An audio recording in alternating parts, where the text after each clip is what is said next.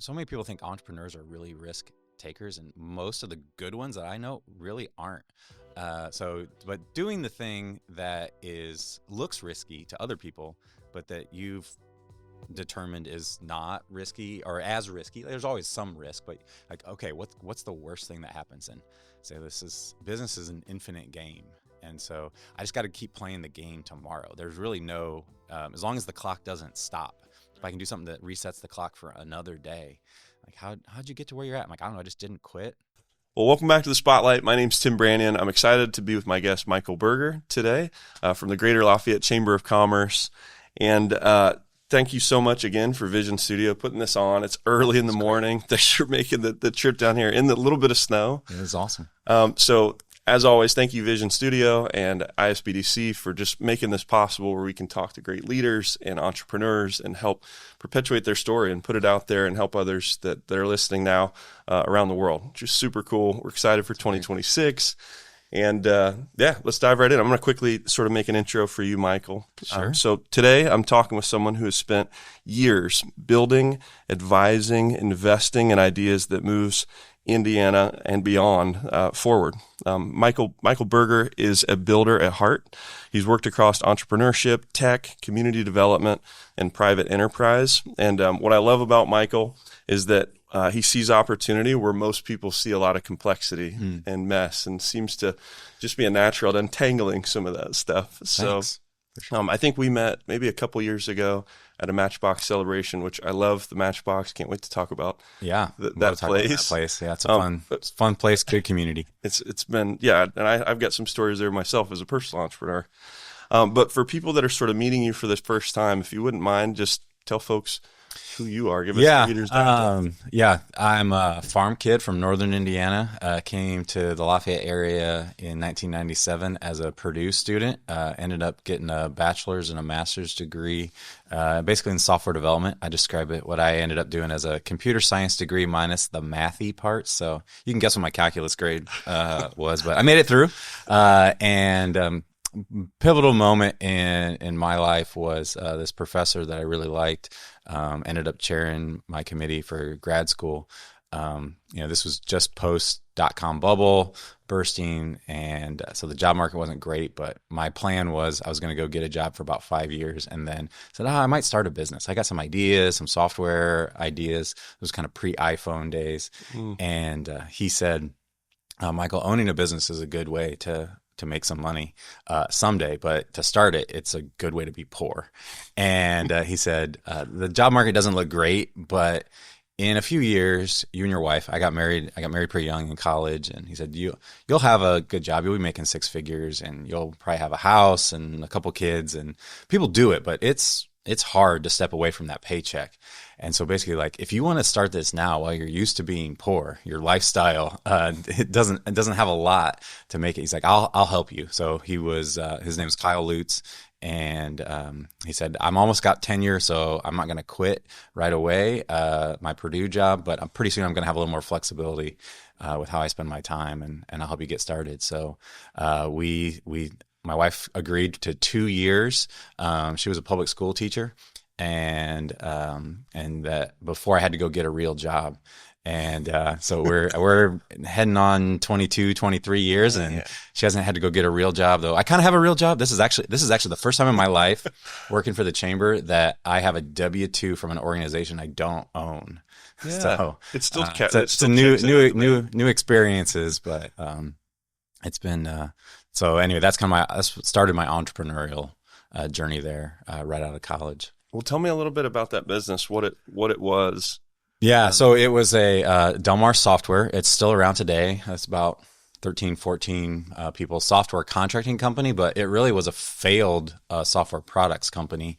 Had launched a number of software products out of that company, but had bills to pay, so I would take on contract work building software for other businesses because they would pay in 30, 60, 90 days whenever I could send the invoice, so I could pay my rent on that. But I'm like, but my ideas are really going to have an impact if I can commercialize this software ideas. But I learned, learned pretty quickly, but I kept trying. and eventually realized, oh, I'm a much better software contractor coming alongside a business owner that is growth oriented. So did work commercializing stuff out of Purdue University, spun out, worked alongside several folks in different industries, in a number of startups, some backed, venture backed, some just backed by the ownership group's, own capital.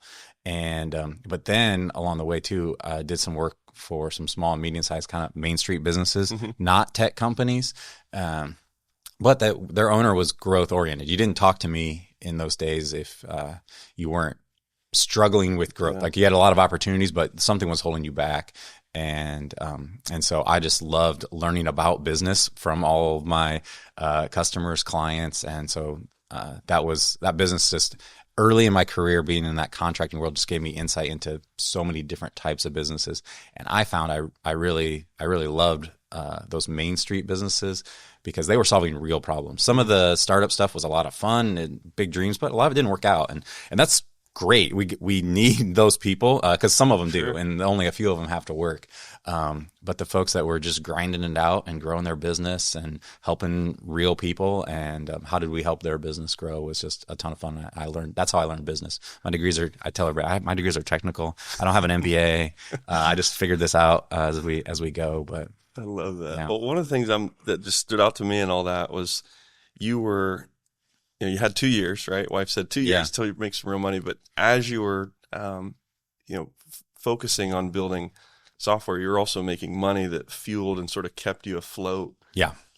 I mean, just the tactics that went into that. That's solving. I think too many people have a view of entrepreneurship that, they walk in one day and tell their boss, I quit, I'm going to start a company.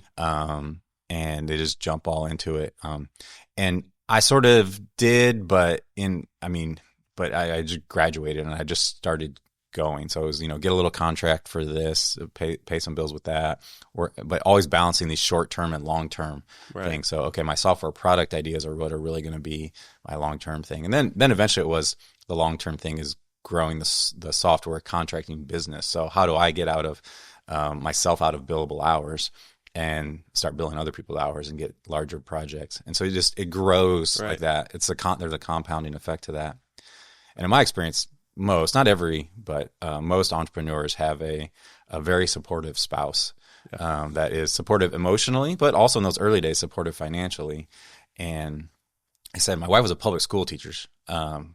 But so she didn't make a lot of money, but she taught chemistry. And I was like, okay, I think she's a good teacher and they don't cut chemistry classes. Right. So if we can live our lifestyle on her income, then I can be way more risky with my income and the timing of what those things come in.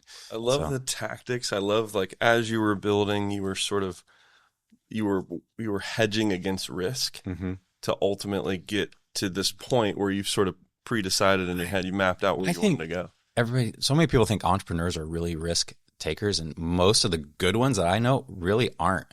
But doing the thing that looks risky to other people, but that you've determined is not risky or as risky. There's always some risk, but okay, what's the worst thing that happens? And say business is an infinite game. And so I just got to keep playing the game tomorrow. There's really no, as long as the clock doesn't stop, if I can do something that resets the clock for another day, how'd you get to where you're at? I'm like, I don't know. I just didn't quit. Sometimes that's out of naiveness, right? I didn't know there was an easier way of doing this. I didn't know you could just get a job and pay people or get paid, but no. But so that's where I think it's an interesting thing for somebody to think about.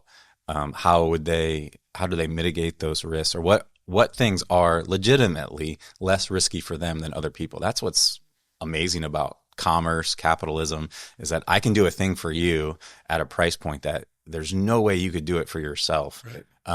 But then it's also a really good deal for me. This is people helping each other. And when that works, it's a really cool thing. That doesn't always work. It doesn't always work perfectly, but, and that should be the goal, right? That's really the goal. Entrepreneurs should be looking for win-win synergy, right? Finding that ideal dovetail groove between their product, service, and a great outcome for those users, customers, clients, whatever they call them. And it's fascinating just to hear that story. And then, your mentorship, you had, you said Kyle Lutz? Lutz. Yep. Okay. Kyle Lutz. So Kyle, just describe what that mentorship just meant in those moments, and even just mentors in general. How important is it for entrepreneurs or leaders, right, to have somebody? Yeah. I think the main thing is Kyle gave me a lot of very good specific advice. The one anecdote that kind of kicked it off, of course, is huge, but then a lot of technical things, along the way, were there. But it really is just like, oh, somebody believes in me. Like, I'm not the only one that's crazy on this. I think most entrepreneurs don't need to get started. You don't need a big crowd, because you're going to be alone if you're doing something really unique, in that way. And so you got to be okay with looking a little different, but you want to know somebody. So, all right, my wife supports me and my professor supports me. Grandma supports me. Yeah. My wife's grandmother, I think they had no clue what I was doing, but I got some business cards printed, and I gave her one of my business cards, and we came back 6 months later and she had it up on the fridge, and I was like, oh, okay. Yeah.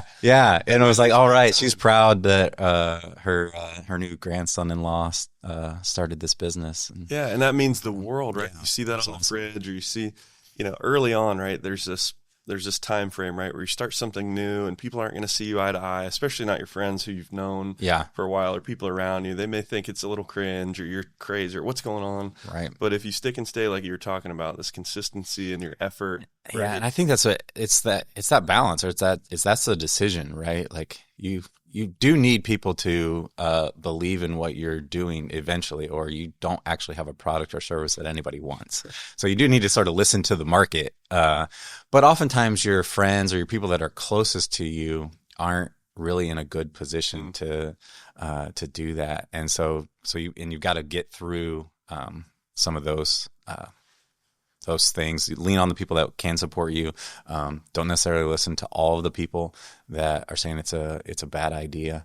And there's some cultural things even in the Midwest, of starting. This is a great place to start and grow a business. Obviously now that's my job to say that, but I say it because it's what I did for 25 years. But it's in you, right? That's a perfect transition. So talk about just the power of community and the power of being a support organization, and maybe what drew you to your new position now, and maybe just even describe what is that new position, that title. Yeah. So I am the president and CEO of Greater Lafayette Commerce. It's a big title, but it's an important role in our community, in the business community. So Greater Lafayette Commerce is the unified chamber for Lafayette, West Lafayette, all of Tippecanoe County, basically. We're also the lead economic development organization. And that's somewhat unique to have a chamber and an economic development organization. We can get into what both of those things do, but we do have one. About leaders in our community about 20 years ago combined 5 or 6 different economic development and chamber organizations into one. So I have a team of 12 people, and that handle all sorts of events and programming. But our goal is to help businesses. So in our community, we have over 1,000 member businesses, from the largest companies, Subaru, Wabash. I was just in with Dana, soon to be Allison. I was just in their offices yesterday. But we also have a ton of small business, independent contractors, brand new tech startups, and everything in between. And really, I really appreciate the folks with 15, 50, 100 employees, and they're just grinding it out. And they've been in business 5, 10, 20, 50 years. And some of them making the next generation, transfer of ownership and those kind of things. And so, we're just there to help. We're there to help those businesses do business better together.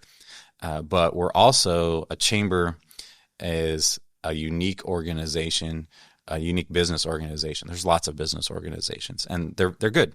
But a chamber in a community, we're not the government, but we're recognized by the government. And so we're there to help those businesses work well with the government. We're there to help them work well with nonprofits in our community, with our education system, K-12, and in our area, Ivy Tech, Purdue, and And so how does the business community benefit and help the whole community flourish is really the role of the chamber to provide leadership in those ways. So there's a stewardship on behalf of all those businesses to do that well. Talk about, so we're both in tech, Yeah. That's sort of our background, and talk about just the importance of in-person community, right? Like Greater Lafayette does a lot of in-person. We do a lot of events, and trainings, and all these awesome happenings around the area. Talk about, for the entrepreneur listening, just the power of just getting involved in an ecosystem like the chamber. Yeah. So I say every entrepreneur or business owner should be part of 2 organizations, actually. So they should be part of whatever is their trade guild. So if you're in tech and software, then yes, you should be part of online communities. You should be part of software developer forums, whatever helps you get better at the thing you're amazing at, but you need to keep up in doing that. That's good. And so do that however you need to in your area. We can point people to some of those things, but we don't necessarily do all of that stuff.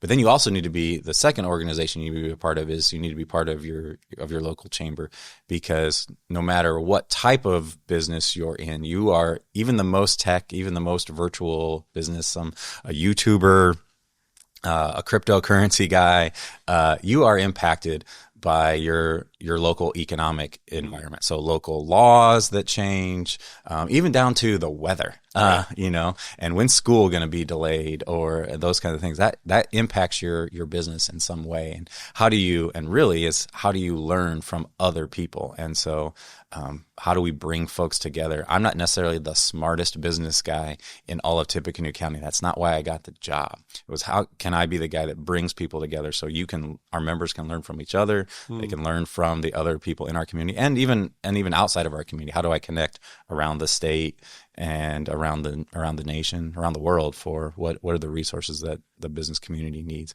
And a lot of that happens still best in person. That's why I drove over an hour over here in the snow to be here in person. This is better and I've done these kinds of things, online, and there's value to that. So it's a both and. It's a both and, but it shows that, hey, this is important. We care. We want to see this happen. Love that. And huge advocate for. I'm one of the guys that really just started doing the in-person networking like 3 years ago. I'm new to it, and I see the value, and I speak on the value now because I was always online or on a webinar or, just digitally that would consume my mind. How do we move traffic to a call to action to a conversion? And it was all ads based or internet based, and then the power of this. And I see it sort of getting, even more potent as the dawn of AI continues, and people are going to be looking for authenticity, right? Like now, right? I think there's, and again, it's a both and, but I think it starts with the in person thing. You communicate so much more information when you're in person, even in the context. So I understand more about you by how you've chosen to partner with Vision Studios, by some of your aesthetic and design choices, by wanting to be here and do those things. So, all right, I understand a little bit more about Tim. I understand a little more what drives you for future things we might work on in those ways. And you probably understand more about me by MatchBOX and some of the other places that you've been when you've been over in Lafayette. So but then, it scales. So we coordinated this digitally, and I'm posting on LinkedIn a bunch, so people remember that we exist and are reminded or have a little bit of good FOMO that, I wasn't an annual celebration. It looked like it was a great time, Shame on you. Yeah, like I need to be there next year, kind of a thing. So it's a both and. There's value in that community, and it's so cool. That you guys do. I think you guys do a fantastic job putting together the community on purpose, very strategically, both at MatchBOX. I've seen that firsthand. I've experienced it firsthand profitably in multiple fronts of that word. Awesome. And then getting involved with the Greater Lafayette Chamber of Commerce has been just a blessing to watch and learn too. Awesome. I think a lot of times folks have maybe a scarcity mindset, unfortunately, when they see an organization or an individual that's crushing it. Yeah. I've always just been a lot more curious than competitive in that. You know what I mean? It's maybe competitive curiosity where we're like, well, what are you reading? How did you who did you study? Yeah. How have you gotten this fast or this able to jump this high or, serve the people you're able to serve at that level? just aggressive curiosity? Well, and I think you have to keep that, so I'm just a little over 90 days into the job and have got a great team. And so I step in, a lot of that I just get to inherit. I step into an organization that has a good reputation, trust, and to be able to do those kinds of events, programming, connect the members.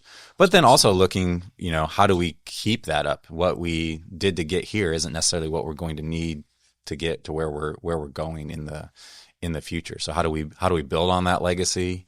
I've talked to a lot of the folks a lot of them are still in our community that created Greater Lafayette Commerce, that helped in its leadership, served on the board. So learning from the history, I called Joe Seaman, our president emeritus. He was the original. He's the guy that had it. Awesome. 2 guys before me had my job. He's been super helpful. But then also looking at what's the new stuff we have coming. We have semiconductors. We have a lot of new startup businesses. And how does a big part of my role in this too is like I joke. The charge for my board, but it's my words is make GLC play nice with others. So how do we help? Obviously I want MatchBOX to succeed. I helped start it, so we're good partners with them. But how do we do more? But how do we work well around the state? How do we work with our Visit Lafayette? West Lafayette is our tourism organization. How do those efforts complement each other? Is really what we need to be do. How do we work with the SBDC, complement those things? How do we work with other aspects of IEDC and those things as well? Yeah, would love that. And so I think every leader has this turning point or a pivot. I'm curious, what was the moment that shifted your path towards this title now and this first W-2? Yeah. What was the, kind of describe like how you got here? Yeah, so on a personal front, so I'd started Delmar Software. We talked about and software contracting. Then that led to somewhere in there. I helped start MatchBOX, but that was it's a nonprofit. I never got paid by MatchBOX. It was a thing I thought should exist. And then I started Little Engine Ventures with Daryl Starr, who was a client of Delmar, sold his business, and we had fun working together. And so we started Little Engine Ventures to acquire small businesses from retiring owner-operators. We did 17 deals in 8 years and still love what they're doing. But it was spring break last year, Daryl and I both independently kind of came to I think Michael, you're kind of underutilized in the current role that you're in. And I'm like, I kind of feel like I need to do something different. I want to stay in this realm. So Daryl was a great, amazing, amazing business partner. And just said, why don't we wrap up a few projects and then you take up to the end of the year and figure out, what that might be. So my original plan was I'm do some consulting, some independent consulting contracting, maybe help a buddy or two buy a business. I will like to stay in that realm. And maybe a little tech enablement of some of that. Maybe a little app or two. Yeah. Always got that's 25 years. I've always got some app idea. Yeah. So honestly, I was just doing that and talking about mentors and things like that. And Kyle was a huge mentor, but I'm not knowing anybody that has one mentor. So so you need people in different phases of life. You need different people. And so I had lunch with a couple of folks and that were on the board of GLC, and they said independently said, you might. The last guy left back in December. And, it was about the search committees for the board is about ready to open up stuff. You might consider throwing your name in the hat. And I was like, they don't want a business owner running the chamber. Like that's, like the last guy, Scott was great, but a trained economic development professional, had done it in another community before being here and was in Lafayette for 10 years and did a lot of great things. And so my view of just what the person that ran Greater Lafayette Commerce was like, oh, they're going to hire somebody from somewhere else that's got a pedigree in this. And isn't it funny how we do that sometimes? Yeah. Put ourselves into just. But basically, two friends, I was like, I basically out of a courtesy to my two friends, I was like, all right, I'll apply. And I told them, I said, now you guys know me. If I do something, I'll take it serious.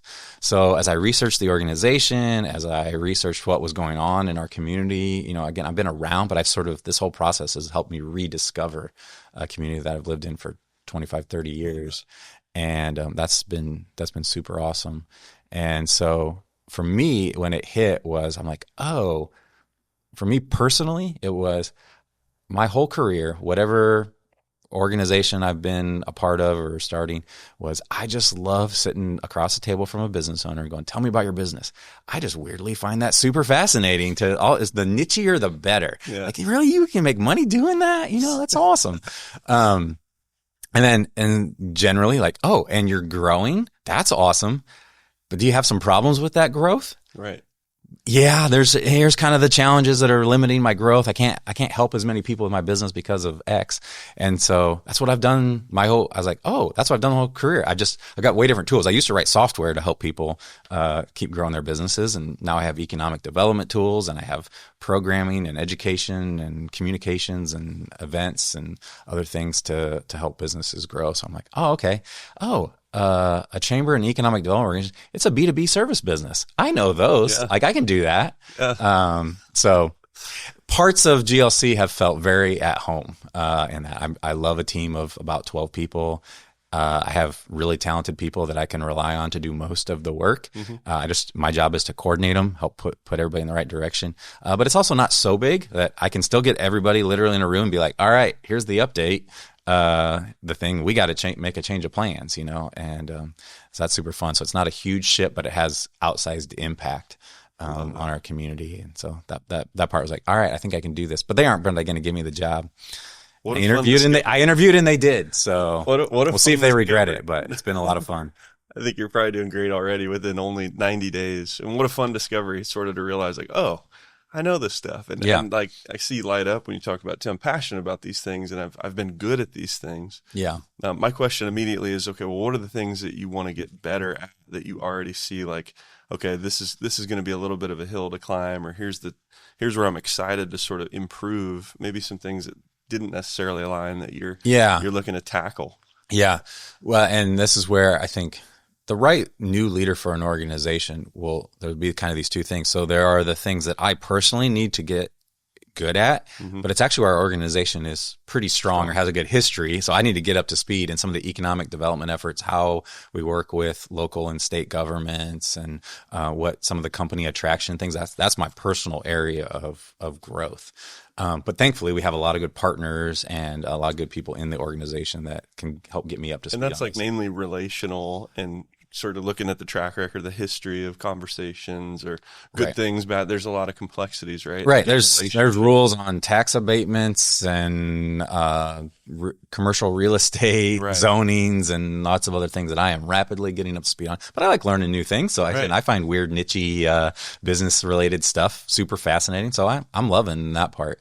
But then what I think I bring to where the organization needs to grow in is I think GLC has done a great job and needs to continue to get better for some of our largest employers, some of their workforce mm-hmm. needs, some of their growth needs, and both attracting was where in the economic development side we help attract, and then in the chamber side we help retain, nourish, and grow, and having that all in one organization. So do a really good job at that. Want to get even better at that for our largest companies in Greater Lafayette area.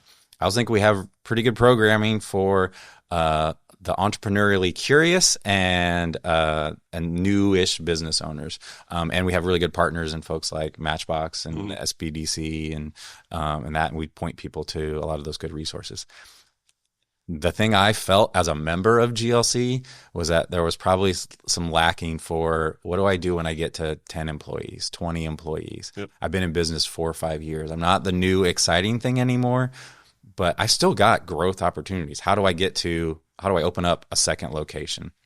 What do I have to do organizationally when I can't get everybody in a room and just fire them up and tell them the new vision every single day? Right. Like, I need to start to have some systems and processes, but I'm also not Subaru. I don't need their systems and they're so appropriate for them, but doesn't work for my 25 person contracting firm or HVAC firm. But I got to start having some delegation of responsibilities, and I got to have some accountability in those things. How do I do that as a business owner? And so we're starting to add some more programming, and really a lot of that is just how do we bring the community together. So we've launched a couple of little things, and I told my board I'm not going to do anything too huge in the first year, but we're going to do a half dozen experiments or so in some of those kinds of areas to address different aspects of entrepreneurship at that kind of middle stage. Yeah, I love that. And it's oftentimes, I think, just an overlooked, like if I'm thinking of the entire state and a lot of different counties and whatnot, sometimes entrepreneurs can take a back burner. Yeah. Right. Because big companies need a whole different menu of items and services. They're at a totally different level. Whereas entrepreneurs, whether they're new or, at that $1 to $5 million mark, there's a ton of potential there, but oftentimes there isn't that how-to training or those tactics or those mentorship opportunities where they can truly push the needle, save money, learn about resources, tools. So absolutely. And that's what I also hope in saying that in those areas, improve that kind of middle area, but also have people see that our economic ecosystem is more intertwined. So again, most of my businesses have been small, but B2B service businesses.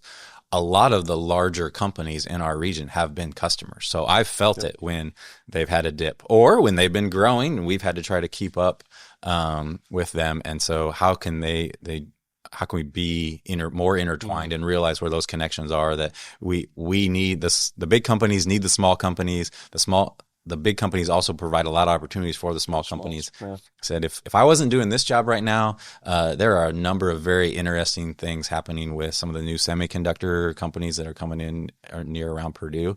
And I think some of our entrepreneurially minded folks are going to figure out how to start a service business to the semiconductor industry, or how to morph their existing business into to add another industry. They've been serving automotive, they've been serving transportation, they've been serving chemicals, those industries. But how is what they know how to do, the products and services they offer, also applicable to this new industry? I got to believe we got some entrepreneurially minded folks that have some creativity to figure that out. And it's not my job. It's not my job to tell them exactly how to do it. Right. I've been a business owner long enough. Telling a business owner what to do is a pretty pointless task. So, but you can give them, I said, I have very little authority in my job, but I have a decent amount of influence. I can educate, I can inform, I could say, hey, look over here. There's some interesting things happening. Well, one of the things I was thinking of is just providing, like in the space where you're at, and knowing and feeling the pulse of the ups and downs with smalls and large and how they sort of intercollide, but then also the information that you're getting, being in the influential role and the leadership role, that then disseminating out through programming that's helpful or inspiring or catalytic. I mean, that's huge to be able to sort of have some oversight on what programming, what relationships. There's a huge stewardship that is, explicitly placed in me by the board of directors, but really is placed in me by the 1,000+ members. Like I joke, I think they all know this. Like their dues are voluntary. It's not a tax on them. Everybody chooses. We're in kind of membership renewal season. So pay your invoice. We appreciate it. Membership dues drive the vast majority of our funding for Greater Lafayette Commerce comes from membership dues and events programming. So I have to provide a return on investment to our members, or they shouldn't be a member. Right. And so I'm talking with them. What are those things we do? Programming, a lot of the programming is so we can impact people at scale, so we can impact all 1,000 of our members, and we need different types of programming for different stages of entrepreneurship and businesses. But there's got to be a value provided there. We're a nonprofit, so it's just, but we're still there to provide value to our members and then in turn to the broader community. I love that you say that. I think oftentimes, folks forget that that their clients, their members, et cetera, everybody's looking for an ROI, or everybody's tuned into what a WIIFM, what's in it for me radio station. So especially when you're passing money along and you're exchanging, you're hopeful for X. So to know that you're thinking about how do we make this advantageous and worth the exchange for members at different tiers. You guys probably have different tiers. Yeah, we have different tiers of membership and different ways to get involved, and that's part of Amy and Jesus and our membership, Kirsten on our membership team, is to know our members and to know which of our programming. And I sent an email the other day to somebody, and I'm like, yeah, I don't know if that program really is a good fit for you. If you want, you're welcome to be part of it, but we can drop that from your membership if that's. But I really think you need to lean into this. We have this new program, and I think it's really going to be helpful because to you and knowing our members that well to say and helping them understand the value, because sometimes some of the things we do is complex. We try to simplify it. A lot of what we do, the ROI is very long term, right? And it is an ROI that I believe will benefit their individual company, but it won't just benefit them. And so they have to see that it isn't just a straight, I do this thing for you and you in turn get that. But because we have a better workforce, that makes your future hiring needs. I might not solve your hiring, the open position you have right now. We have some things for that, but the bigger focus is how in 5 years I need to know where your company is going to be in 5 years, so we can do the work to have the folks ready that you need to hire in that time frame. You talked a little bit about programming. Is there anything? Can you say anything? Is it classified? What's exciting you about maybe some of this new program, or highlight what's exciting in 26? Yeah, a new program. So I can't take credit for it because it started just before I started, but it was one of the first things I participated in was our summer internship experience. So we had over 300 interns from 64 different universities that were working in Greater Lafayette, participate from, I don't even know how many different companies, 30, 40 different companies, I think. And that program to help those interns, we have some amazing companies. They find some really smart people. And I thought it was all going to be Purdue students, but a lot of Purdue students, but a lot of folks from not at Purdue that are in our community for the first time. And we have some amazing companies that can attract talent globally, the best talent. But can that talent, because they can attract talent globally, that talent can work probably almost anywhere that they want to. And so can they generally love the work that they get to do at our companies in the summers. But can they see themselves having a life here? Can they see the broader economic opportunity? Can they see the other aspect of things? And so our summer internship experience, we did a number of events over the summer to highlight some of the unique things about living in Greater Lafayette, some of the benefits of those things, some of those economic job work related, and some of them very not. Are there entertainment things? Are there other people in this community that they could, see themselves moving here, becoming friends with, eventually raising a family with, and those things? And so that I think is valuable for those folks. It's valuable for our community, but it's valuable for the employer. The people that are in those internships are their future C-suite in 5 or 10 years. But if they don't land them in that first job, they never go on to do that. And that has been, in all the site visits I've done, there's two topics that come up in almost everyone, and one of them is not just workforce, but how do I hire the young but high potential person, and how did I get them here and retain them? And it's not, in a lot of cases, it's not, the numbers aren't that great. In any organization, even a decent sized organization, you only need maybe a handful of those young people but if you don't have them, it has ripple effects throughout your whole company. Interesting. And so what can we do to that? So I'm really excited about that program and some other things coming alongside that. What are some of the things you found, just out of curiosity? I'm thinking about my own personally, but I don't know if am I still a young person? I wonder that. Yeah. Yeah. Am I even in that category anymore, or on that form? Just for me personally, it's like relationships, it's community, it's connection. Yeah. It's like it's going to be the big thing. Obviously, I want some restaurant options and things. The big thing is just connection, maybe. Yeah, I'm curious. No, I think it is connection, and that's part of what I've pitched to our members is like, hey, you have your own internship program. Don't shut your internship program down and like I'm not saying mine is better. I'm saying mine complements yours. Mine is an accelerant for yours, because there are some things that I can say as Greater Lafayette Commerce that are actually, you might be saying as the employer, but are actually better to say, yeah, this is a great place to live, work, have a family, and it's not just your boss saying it. So I think it lands a little deeper. And then somebody who's done it too, right? Right, somebody who's done it. So there's that. So we bring in some mentors. Our mayors speak about to the group and about the quality of life and the environment in which they can live, and even just like talk about earlier about in person showing up. That it says something to that group of interns in this community that the mayors would show up, and also we're a unique community because I talk about the mayors because we have two mayors and we have two cities. Yeah.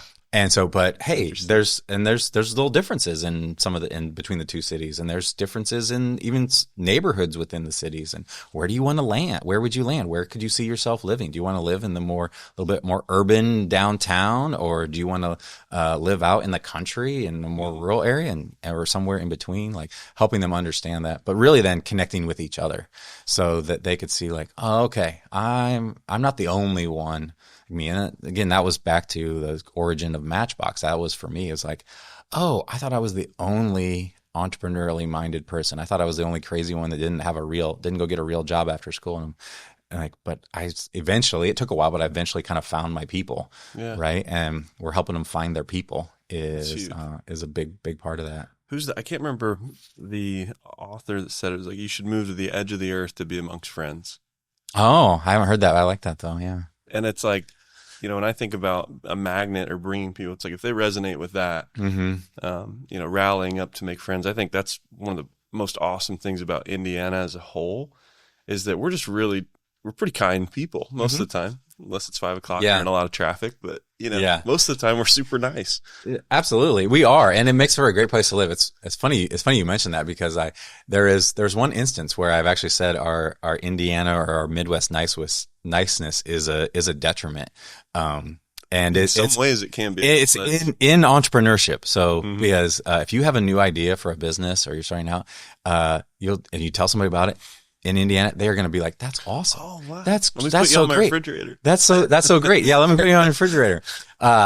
And so people new entrepreneurs especially can go and like thinking like they've got the most amazing thing. It's going to be perfect, and so they work for a really long time. They put a lot of money in, especially maybe if they don't have much, and then they launch it, and they're like, and then all those people that said, "Oh, that's awesome," they don't pull out their wallets and buy. Right. And so it's like that's why I tell everybody like, you got to find 10 people unrelated to each other, lovingly unrelated to you, and then you got to ask them for money. Until you have that, you don't really have a start of anything. Right. So you got to get past the Midwest niceness. You got to make it okay for people to tell you, I wouldn't actually pay for that. You know, create an environment where people can be lovingly truthful with you about this thing, and that is a challenge because and on the outside of that, right? Like we sit down with entrepreneurs all the time, and there's an art to letting them know that this isn't the best idea. Yeah, and it's a loving art so to not say it would be detrimental. I think there's and there's ways of doing that. We used to talk at MatchBOX. I'm like, we don't have to go around telling everybody their baby's ugly. But we can say, hey, check this out. Do these things. Do some more customer discovery interviews. Do you know what customer discovery is? It's not selling. Have you done your homework? And encouraging folks in those ways, I think, is the most helpful thing that like each of us can do in our own roles, kind of officially. We're kind of paid to do that. But it's also just what other business owners do for each other to go and say, I don't know, most of the time it's just like, I don't know, I don't get it. Like, so maybe you have an awesome thing, but you need to work on your messaging, on your marketing. It's not simple enough. I'll give you time because I'm kind of paid to, but the consumer is not going to. You've got to be crisp and on point, and it's okay. Hey, we all got to work through those things, right? Right. So it's not, these challenges aren't insurmountable, right? But you got to keep grinding at it, keep going, man. Well, this is part of like my own question too.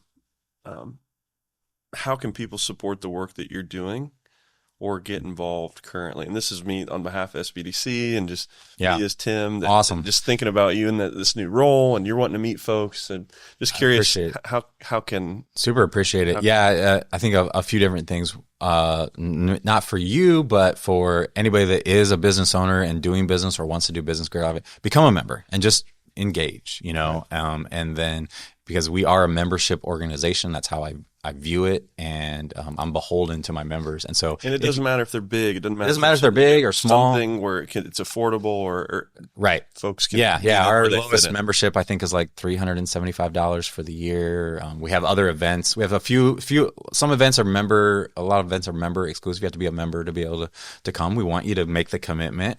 We think it's worth it. We have a few things you can kind of try out on a free trial basis, but really the most helpful thing to me is to hear from a member and saying, hey, there's a lot I love about GLC, but I think this could be better, and people have done that, and that's been super helpful. So just feedback, true feedback. Just true feedback is because I'm in this. For the first year plus, I'm just in this hyper learning mode, and there's a lot of great things. So I don't want to break any of the good stuff, but I want to know what maybe hasn't been as good as it could have been, and also what could. Well, that's been good, but man, I think there's another level. That's what I've been trying to tell the team. That I'm not saying what you guys are doing is bad. In fact, it's great, but I think you got another level in you, and I think this community needs you to have another level for where we're headed. And so, kind of the corollary for that is it's also in this role there are a lot of other partner organizations. I use that word loosely. Some of them we have a formal arrangement with, and some of them we just tend to show up in the same places, and we're helping and learning what my role is and your role and how we complement each other. And some things maybe we do pretty similar, but some other things we do different. So I know, oh yeah, if you need that, actually we don't have a great program. We probably aren't going to, but you should call Tim. That's a big part of my job and the role of my team is to connect people with the right thing. I don't have to. I'm not trying to build the biggest chamber in the world, but I'm trying to have the biggest impact. That would be cool, though. On that. So, as an entrepreneur, yeah, maybe. I don't know. So this is where Tim. I don't know if you're a young person anymore, but I'm older than you, and I think at some point you learn the things you do and you just don't want to do. Yep. I don't know that I actually have the goals anymore to lead a giant organization. I know. Effective things. Yeah. Maximum effectiveness, maximum impact, and stuff like that. And so I've been happy to even as like a little engine as it goes on and grows. Like that's really the thing is. And so I was talking with Daryl. I was like, we got this guy Adam that we worked really closely. He came up through the ranks, and Adam is an amazing guy. And as I sat there, I'm like, my business partner Daryl needs more Adams than he needs Michaels. At this stage. Now, I think I was the right partner. Adam wasn't the right guy to help him start it, but Adam's the right guy to, and other folks like to take it further. And so, learning your own skills and what you need and your own limitations in that way is a big part of business ownership and entrepreneurship, because we don't do any of this, alone. Even the most independently minded of us, need people, which gets back to. It's about community. It's about being neighbors in commerce, sure. And how our businesses work together, complement each other. And for just like framing an expectation of that entrepreneur that's maybe considering like, yeah, I know I need to get into community. I know they're at least thinking that this would be valuable. Good. It's a good idea to think getting in community is valuable. Yeah. But like to set the expectation, it takes effort to build relationships. You got to show up 7 times. Show up. Yeah, that's that. So I talk and I meet a lot of people. I had 3 events last night after 4:30. But I am naturally an introverted person. I'm a kind of systems thinker, but I'm like, eventually I hated going to networking events and stuff early in my career, but I wasn't making progress. But I was also determined, like, I'm going to make this business work. So if I have to show up at a networking event, then I will. But once I figured out, if you show up, I think the rule is usually 7 times. Eventually, then at that point, just showing up. In the first few, you don't know anybody. Yeah. You don't know how the event and works. That's intimidating and it's sketchy. But just show up. Yeah. But you got to get over the fear. You got to get over the intimidation. You might not meet anybody. You'll meet hopefully the event organizer or somebody. If I'm there, I'm going to yap at somebody. Yeah, I'm a yap. And that's what you know. What I learned. There's guys like you, Amy on my team is like. That's why Amy's in the perfect role. That are just naturally good at that. And I connect people. I just learned. You walk in and you look for a couple of things, and you're like, there's the Tim. I got it. Or the guy in the blue quarters. I'm going to introduce you. I'm going to go find that guy. He seems to know it. You don't have to be there about 5 minutes, and you learn that, and you just go. You go introduce yourself to them, and then they introduce you to everybody else. Yep. But it takes a few times. You just got to keep showing up. And about the time you think it's not going anywhere, is really when then it's just starting to work. Mm-hmm. And that stuff compounds, and it takes a while, but you got to keep it going. Yeah. No, I tend to try to find that person.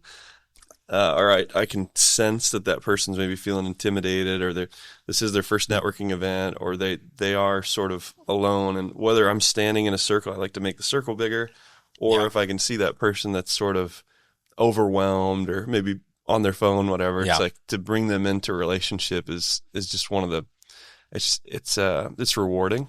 Yeah. And then a lot of times the quiet folks have amazing ideas, and they have amazing things that they do. They just don't have the voice box. So I've learned to talk with the quiet people, because I'm such a loud person at times that there's value in it for me to shut up and listen and absolutely and tap that person and ask. And sometimes they're a little uncomfortable to share. Yeah. But eventually, you make a friend that's working on amazing things. I was going to say, that's my other tip is show up at those networking events. You want to meet two people. I already said the one. You find the Tim, the guy that's super connected, and you introduce yourself to them. You're going to eventually connect me to. And you might right away say, but then if you go and find the person that's kind of standing in the corner where maybe you want to be. So go stand in the corner and talk to them. Have a little company. Have a little company and be like, this thing, even if it's like, this thing kind of sucks, doesn't it? I wish I was, whatever. What do you wish? A big networker too? Yeah, exactly. What do you wish you were doing instead of here, right? I've had some great conversations with folks because they're thoughtful. They're working on, can often be working on really super interesting things. So again, you just kind of got the little rules and the systems for how you do that. And so you start to realize like, oh, some people are really good at this. I could learn from them. Oh, I see how Tim introduces himself, how he does it in a not salesy way, gets people to open up. But then you also realize there's some other, not everybody is like that. So it's okay. So I can go talk to the person that's standing off in the corner and just being like, they showed up for a reason. And a lot of times that is like, hey, thanks for coming. Yeah. I really appreciate you being here. That's the biggest part of it. I think my dad told me, I don't know where this quote comes from. My dad told me a long time ago, it was, every man I ever meet in some way is my superior in which I can learn from him. That's great. And it was this wonderful thought, like, because there's times in my entrepreneurship career where, I hit a high, and now I foolishly maybe have thought, well, I don't want to go to this networking group, or no, this isn't really going to be worth my time to do this or go to this training. And I caught myself, thankfully, like, wait a minute, whoa. The moment I know it all, somebody needs to slap me in the face. Right. So the moment I think that's the goal in those events is, it's not, I don't go with them to any event. Once I stopped going to an event, trying to get as many business cards as I could, it just got so much better. I just released myself of that stress that I didn't get enough. I wanted to get 20 or I wanted to get 50 or whatever. Once I just didn't even care about that, I'm like, I want to meet one person, and I want to learn something interesting, helpful, whatever. And if you just went in with that, like, hey, tell me what you're working on. Oh, that's really cool. I didn't know that. I didn't know that was a thing. Right. Just get aggressively curious. Yeah. Instead of, I see some guy. It's got to be tiring, I think, to try to work a room. Yeah. And grab cards and like that's. I'm just not that guy. I'm too lazy. I don't know. Maybe there's value. I haven't done that part. I like to do exactly what you're sort of recommending, which is like, who are you? What makes you work? Yeah. How'd you get to where here? At GLC, we do explicit networking events. We also, everything we do, whether it's more educational or just a meeting of people, like let the secret out. It's a networking event, but there's a different purpose, in part because you can draw out people that won't go to a sales or networking event. And that's really who we need to connect into the community. You're letting them know the tactics. Yeah. No, I hope that people are listening to this, whether they're small entrepreneurs or larger organizations, and they can feel or sense the value under the leadership that was there, and then now with you involved in it. I know I'm excited, like, for the next 90 days and beyond. Like, as you get more familiar with the partnerships and as you're learning all the ecosystem and sort of diving in as an entrepreneur. I love that you're an entrepreneur in the spot. If I'm that person, if I'm the young entrepreneur, the big business, somebody that wants to connect with you, how do I go about doing that? Where do I? GreaterLafayetteCommerce.com is our website. Has all the info on our events, membership, all those things, ways to connect with myself and the team. LinkedIn is also been trying to be more active on there and sharing some of my more personal insights or just some of the things I'm individually involved with. So our organization does a lot more than just even the stuff that I can show up at or am more directly involved with, but just trying to give my view on both Greater Lafayette Commerce, where we're headed, and also just what I'm seeing in the broader, world around Greater Lafayette and beyond, and how Lafayette works, how business works in our community. Love it, man. Well, thank you so much for just what you have done, who you've served, Thank you, and what you're going to continue to do, serving just Hoosier land. Yeah. You're welcome. Thank you. Thanks for your leadership as well with ISBDC and covering the whole Hoosier Heartland. It's pretty big territory. 12 counties. We're thankful to have partners like you guys, though. So thanks for having us on. Yeah. Thanks, Michael. Yeah, it's great, man.